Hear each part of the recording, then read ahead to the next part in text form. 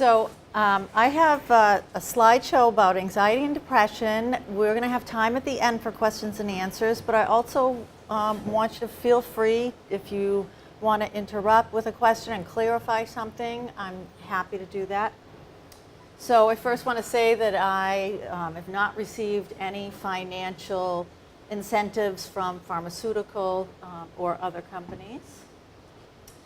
And we're going to talk about some of these feelings that people have. They describe it as feeling antsy, revved up, can't sit still, maybe irritable, snap at things. People tell me they have a reaction that seems exaggerated to the situation, and people around them in their lives are the ones that notice they seem more irritable and snappy. And a lot of people say, is this normal? You know, why do I feel this way? And these are really common symptoms of anxiety. And so anxiety is the most common mental illness that we treat. There's 1 in 5 people are treated for anxiety disorders, and it's estimated 20 to 40 million Americans have an anxiety disorder. So it's really common. It can also be in combination with other mental disorders, so it's not necessarily stands on its own. So there are 5 types of anxiety according to this book, the DSM-4, and this stands for the Diagnostic Manual, which is like a psychiatric manual, diagnostic statistic manual. And this is recently being upgraded to the DSM-5, but for now we're going to go with the DSM-4 definitions. Those include general anxiety disorder, and we'll talk about each one of these individually. There's social phobia, PTSD or post-traumatic stress disorder, panic disorder, and obsessive compulsive disorder.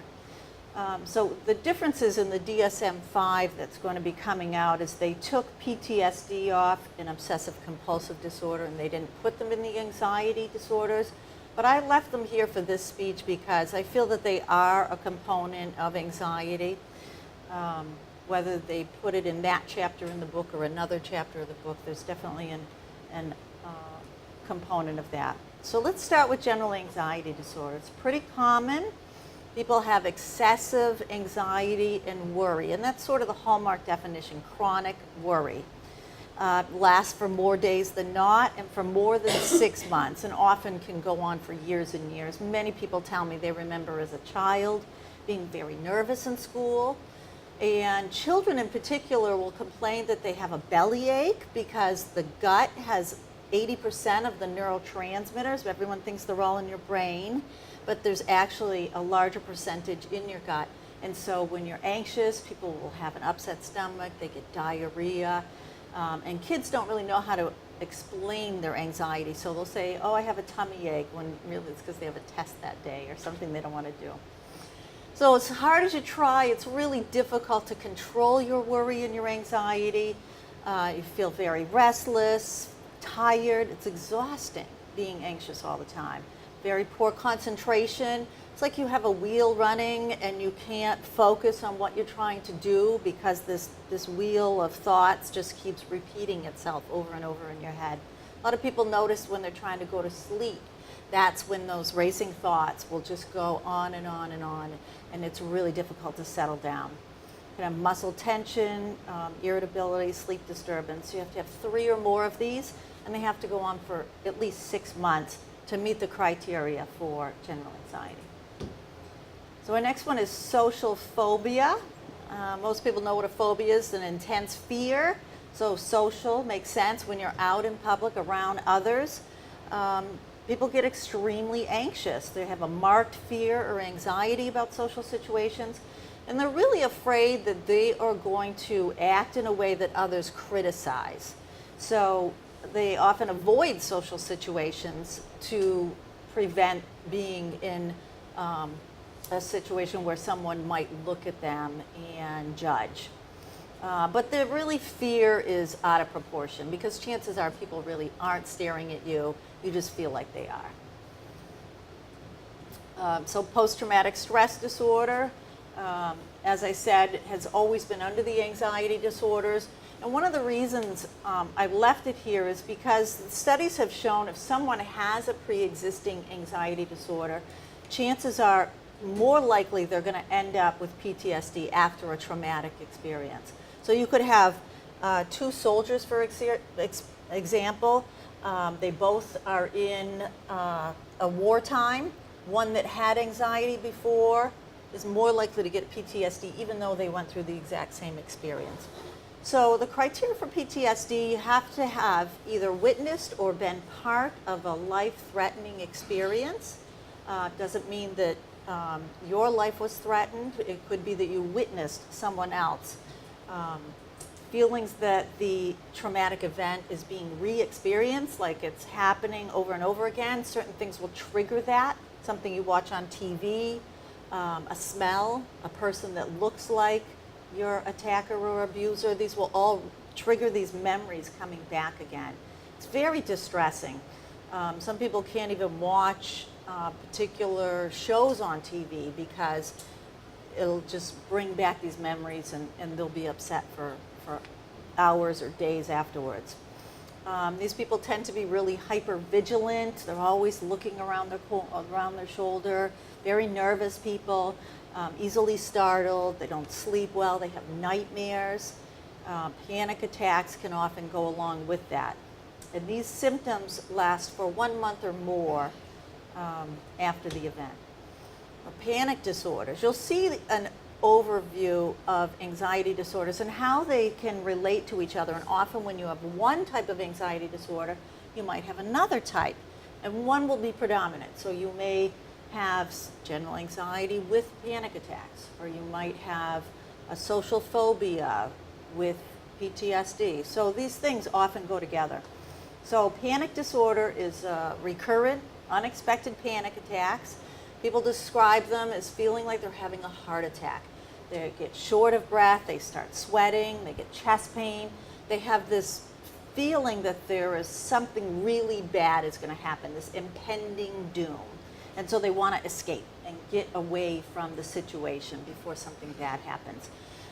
It's often an emergency room visit because they're scared of the chest pain. They want to make sure they're not having a heart attack.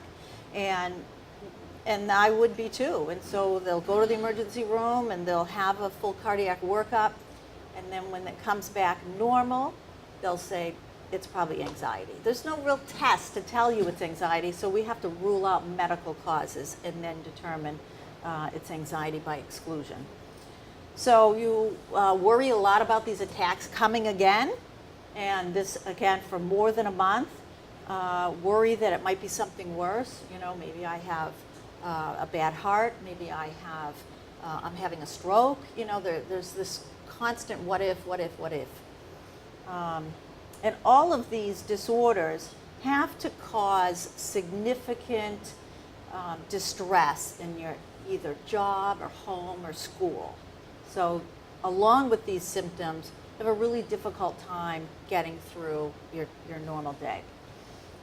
So our last one is obsessive compulsive disorder. And OCD, again, has always been under the anxiety disorders. And it's commonly seen with people that have anxiety. And so they have obsessions, recurrent distressing thoughts that they don't want to have. Often they recognize it's not normal, so they have insight to it, but then they don't know how to stop it. So they'll have this repetitive thought that, for example, I have to have everything just so. So everything has to be in place, everything has to be exactly in the right order, and if you don't do that, it makes you more anxious. But you end up with this vicious cycle because you can work on trying to make everything perfect to reduce your anxiety, but the anxiety still comes back. And if you don't do the repetitive, the anxiety is still there. So it's really tricky. You have to control the anxiety in order to control the compulsions and behaviors. So obsessions are the thoughts, compulsions are the behaviors. You feel driven to perform. And really, it's like a red flag. So explain to people, if you are more anxious, you're going to find those behaviors increase. So that's sort of a warning, and you should say to yourself, what is bothering me that I'm getting so obsessed with making sure everything is perfect? Because it's really sort of a symptom of anxiety that is bothering you. So treatment for anxiety, a lot of healthy lifestyle things will help reduce your anxiety, including exercise, both aerobic exercise as well as relaxing exercises. So walking, swimming, these are low impact aerobics, and Tai Chi and yoga are very helpful for anxiety. They help to calm your mind down. Healthy diet, fruits, vegetables, low fat proteins, and good fats, meaning fats with omega-3s like avocados, fish oils, things like that. Meditation, I meditate regularly myself. I'm a big firm advocate of it because it calms your mind down. And you don't have to meditate for hours and hours. Studies have shown even 15 minutes of meditation a day can improve the brain's ability to calm itself down. Supplements, vitamin B complex, also known as the stress vitamin, and omega-3 fatty acids that most everyone is not getting enough of. Omega-3s help your nerves regenerate, so it's very healthy for your brain. Medications. So there's a lot of medications on the market. Many that are for anxiety are also for depression, so you'll see this repeated when we get into the depression segment. SSRIs stands for Selective Serotonin Reuptake Inhibitors. You don't need to know that. You just need to know that this works on a serotonin pathway in your brain, and it helps calm you down. And those same pathways for anxiety also help with depression. So SNRI is sort of a step up. It has the serotonin and it also has norepinephrine in it that helps with pain and depression and anxiety. And TCA stands for tricyclic antidepressant, which is an older antidepressant class, not used as often unless you have a more refractory or serious depression, then they may decide to add that or use that. Benzodiazepines, these are things like Valium, Ativan, Klonopin, Xanax. They are effective for anxiety, but a bit of a double-edged sword because they are very addicting and you build up tolerance. So they're okay for short term, but not great for long term. They slow your cognition, slow your reaction time. So if you drive, it's not a great thing to have a slower reaction time. So for long term, we try to avoid people being on benzodiazepines. Boost Bar is a unique serotonin reuptake medication. It's calming, not addicting, not always successful alone. It's often used to add to an antidepressant. Gabapentin, the brand name is Neurontin, and that's not FDA approved for anxiety, but it's pretty commonly used because it's the GABAergic pathway that calms down. They use gabapentin for seizures and for chronic pain, but it's I find it helpful for anxiety as well. And then beta blockers, which help with high blood pressure. Those are also very calming, so if you tend to have high blood pressure and anxiety, it's better to use a beta blocker as opposed to some of the other classes of anti-anxieties because you can get sort of two things in one. Beta blockers can cause some lightheaded and dizziness, and you got to make sure your blood pressure doesn't drop too low. So now we're going to move on to talk about depression, and a lot of people ask, I feel depressed, but is it enough that I really should go in and get evaluated and get it treated? I'm having sadness, I lost my job, or lost a loved one. And those things are natural for you to have a sad period. But major depressive disorder is more serious and requires usually medication to treat it. So we're going to spend a little time on this slide because it has a lot of information. So the definition for major depressive disorder, you have to have 5 or more of these symptoms for 2 weeks or more. and depressed mood most of the day. So, something may happen like a phone call that perks you up, but you get right back down to that depressed mood. And it seems like you just can't get out of your own way. Diminished interest or pleasure in activities. So, people say they feel like they have a black cloud hanging over their head. Things that they used to like, they're not enjoying anymore. Changes in appetite. Usually people eat less and lose weight, although there is some types of atypical depression where people would eat more and gain weight. Changes in sleep, same thing. Usually people have trouble sleeping when they're depressed, although it could go the other way and people will sleep excessively. I've seen people sleep, 18 hours a day when they're depressed. So, they're barely having waking hours. Agitation or slowing down, so people can feel more irritable, like that anxiety component, or just feel really sluggish and fatigued, laying on the couch, TV on, but not really watching or paying attention to it. Feelings of worthlessness, and again, there's 5 or more of these symptoms. You don't have to have every one of these. The worthlessness, people feel like they're not being productive citizen, they're not supporting their family, they're not doing anything goal-oriented, just really sort of stuck in a day-to-day. Poor concentration, indecisiveness, especially everything slowing down, and recurrent thoughts of death or suicide. Oh, okay. So the symptoms, again, have to cause significant distress, impairment, social, occupational, school, other areas. And they are not from a medication, a medical issue, or substance abuse, all right? You can still get depression from medical illnesses. You can get depression from certain medical meds, but that would go under a different depression category. So it's, again, very common. 18.8 million people suffer from depression. Women, 2-fold increase, and elderly, 4 times as likely. I don't know if people realize that elderly men are the most likely to commit suicide.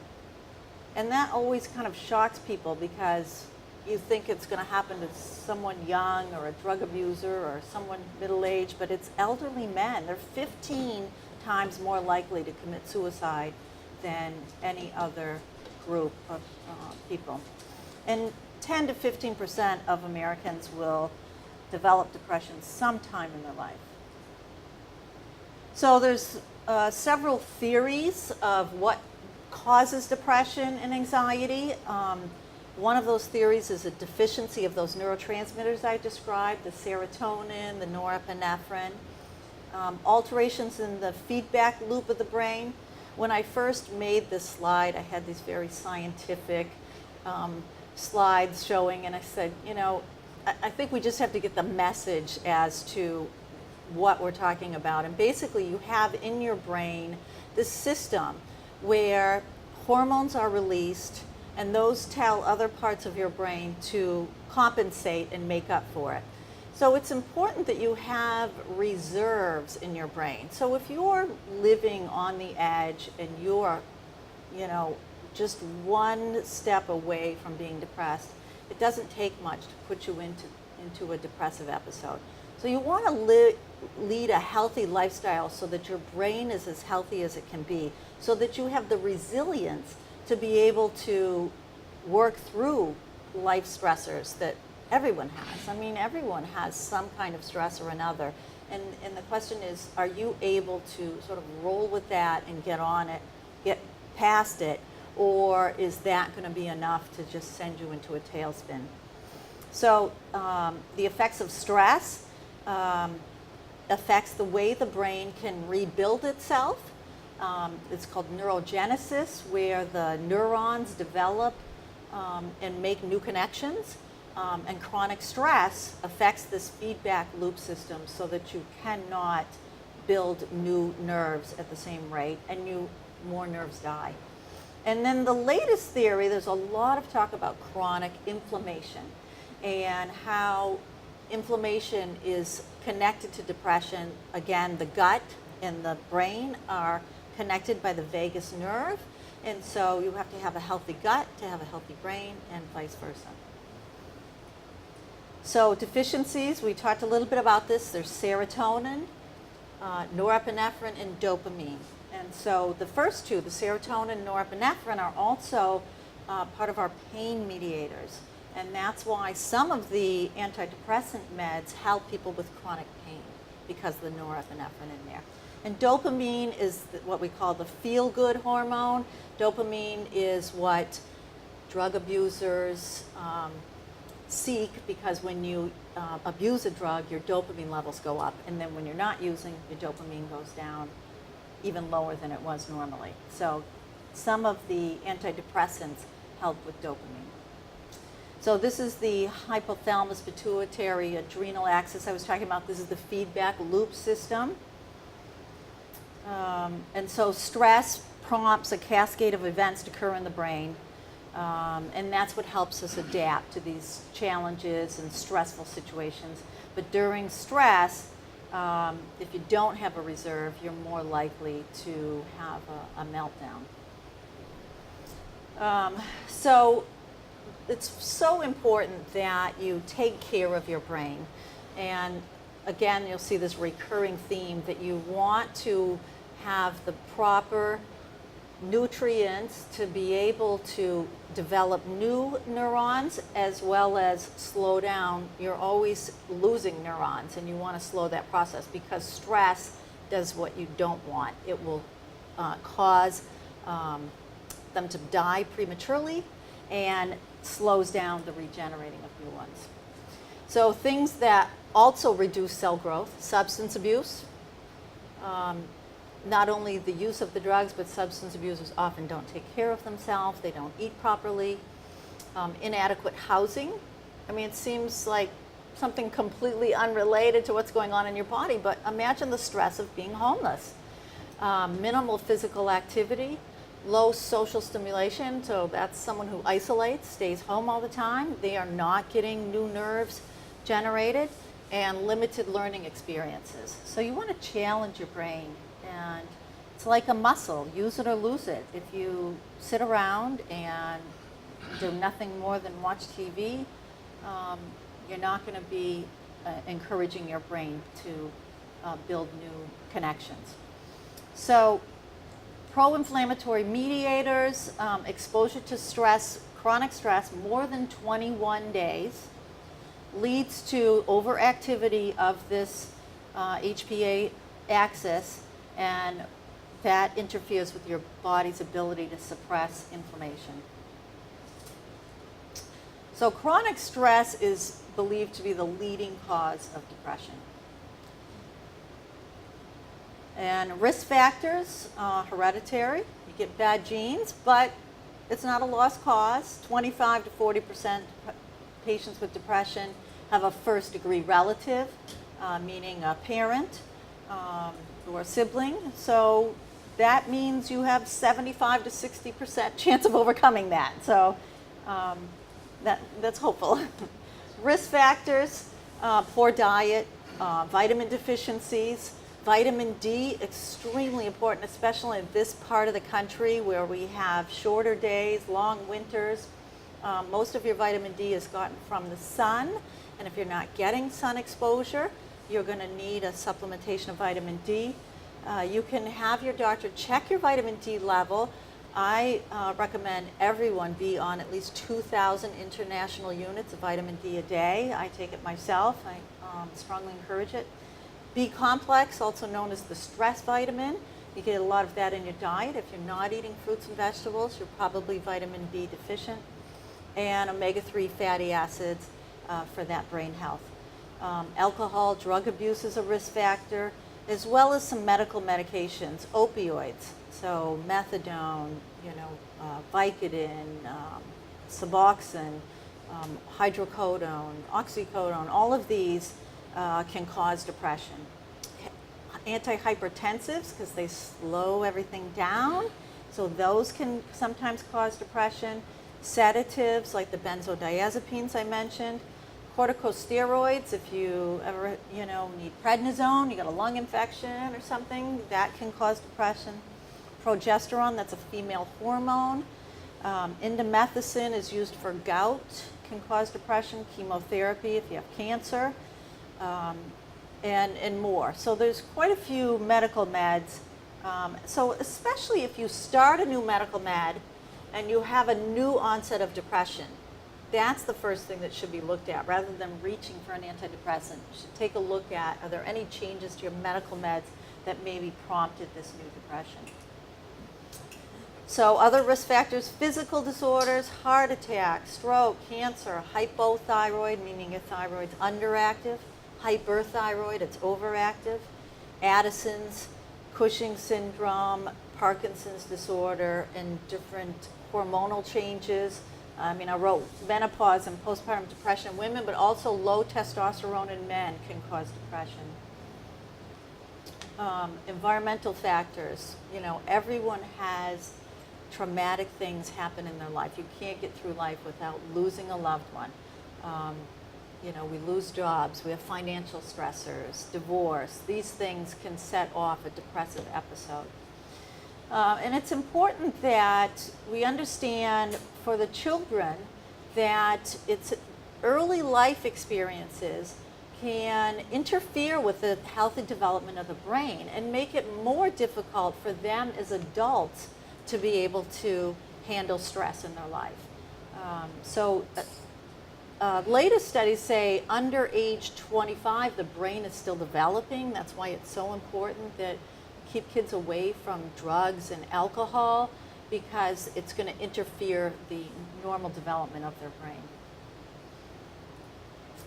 So this is fear conditioning. So when the child grows up and it's a hostile environment, if there's abuse going on in the home, the brain learns to overreact to stimuli, and it shifts the brain so that rather than the prefrontal cortex, which is the part that makes us humans, does not get developed properly. So the brain, I'll give you a little short lesson on brain development. It starts in the back, and that's called the reptilian brain.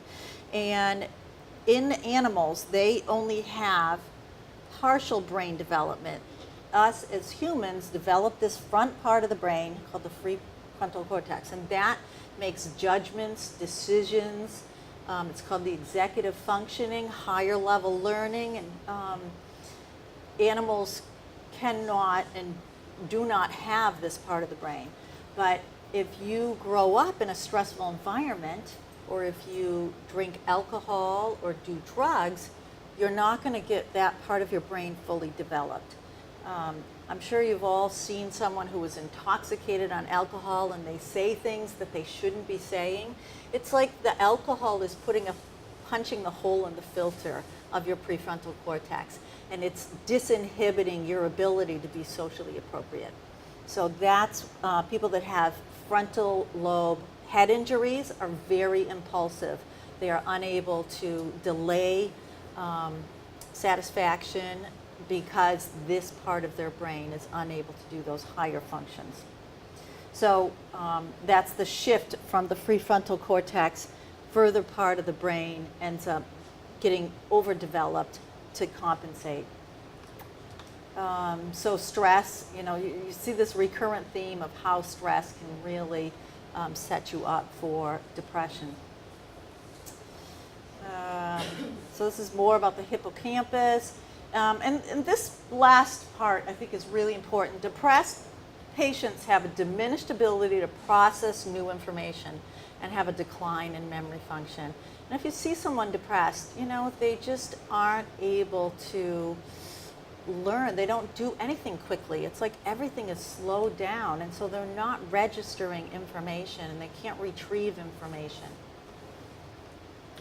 So treatments for depression, psychotherapy. If someone prefers to not be on medications, or they feel that they want to try this first, if their depression is not too severe, we advise them to try psychotherapy first.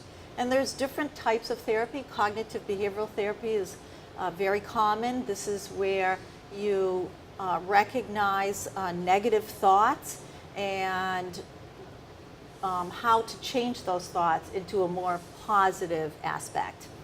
And a trained therapist works with you on that. Dialectical behavior therapy, this is usually done in a group, although it can be done individually. And during DBT, you learn coping skills, how to deal with stress, how to control your emotions, tolerance for stressful situations, and communication. So these are life skills that, you know, many people learned when they were growing up. But if you grew up in a dysfunctional family, then you may never learn these life skills, but they still can be learned even later in life. So group psychotherapy works on relationships. It could be marriage counseling, family counseling, or part of that DBT group. And then psychodynamic therapy, not as commonly used. This is the Freudian approach where they really try to get to the root of your past and the conflicted feelings that you have. So again, healthy diet, exercise, socialize. You want to avoid isolating. It's really unhealthy for you to stay home day after day after day. A light box is full spectrum light, 10,000 lumens, and you can buy these at a medical store, or now they're selling more and more of these light boxes. This is particularly good for people that have seasonal affective disorder and get more depressed in the winter. So along with vitamin D, a light box can be very helpful. And of course, getting a good night's sleep. Same antidepressants that we talked about with anxiety for depression. Sometimes if that's not working, they'll add a mood stabilizer to try to get a little more of that neurotransmitter augmentation. Vitamins, vitamin D, B complex, folate, which is one of the Bs, and omega-3 fatty acids. So the good news is you're not stuck with your brain. You can improve your brain. We can, through healthy lifestyles, through therapy, get past some of the difficulties and manage. Depression for some people is chronic and they need to take medications their whole life, but not everyone. Some people get through a difficult time and they're able to build the coping skills and stop medications and still go out and be successful. So I encourage everyone to just pay attention to, are you taking care of your brain and your body? What's good for your heart, what's good for your gut is also good for your brain. Okay? So any questions about some of the information, or maybe someone has some personal experiences that they want to share? The sun, as I mentioned, we get our vitamin D from the sun. And so you would need 20 minutes of exposure to the sun a day to get enough vitamin D. And that's cheese and dairy. No, vitamin D, yes, I'm sorry. You can get vitamin D in dairy, but not enough. You know, you would have to drink probably a gallon of milk a day to get enough vitamin D. B is a water-soluble vitamin, so if you don't get it, if you get too much, you will lose it in the toilet. But if you don't get enough, your body will work on its reserves, and then when there are no more reserves, you will be depleted. So that needs constant, daily replenishment. I think it's because after the holidays, I mean, a lot of people have difficulty during the holiday season because of family problems. And so I think after the holidays, come January, at least in Maine, people are getting a little tired of the snow and the cold. It's dark at 3:30. And it gets dark and they haven't been able to get the sun exposure they need. So it's January, February are tough. And then March, people, spring's right around the corner and people start to kind of lift up their mood. But that's something I hear pretty common. So the light boxes are very helpful to get through that winter. Okay.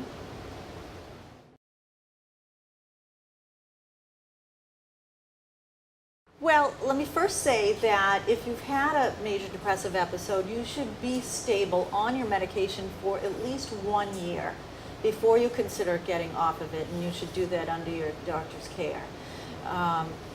Some people are unable to get off their medications because of the severity of their depression. And depending on what the antidepressant is, some of the SSRIs can cause nausea or headache. Your body has an upregulation. So in other words, when you introduce serotonin, it increases the serotonin within the two nerve cells. If you want to come off an antidepressant, you need to taper off it slowly so that your body's natural resources will start to pick up that serotonin again. So you wouldn't abruptly take it away. And as far as long-term care, I mean, many people are on for decades. And, you know, the SSRIs are pretty safe. The tricyclics, you have to watch your cardiac health, so there can be a little more complications involved with that. I don't. I strictly work with adults. Yeah. But we have providers, you know, at KBH that see kids.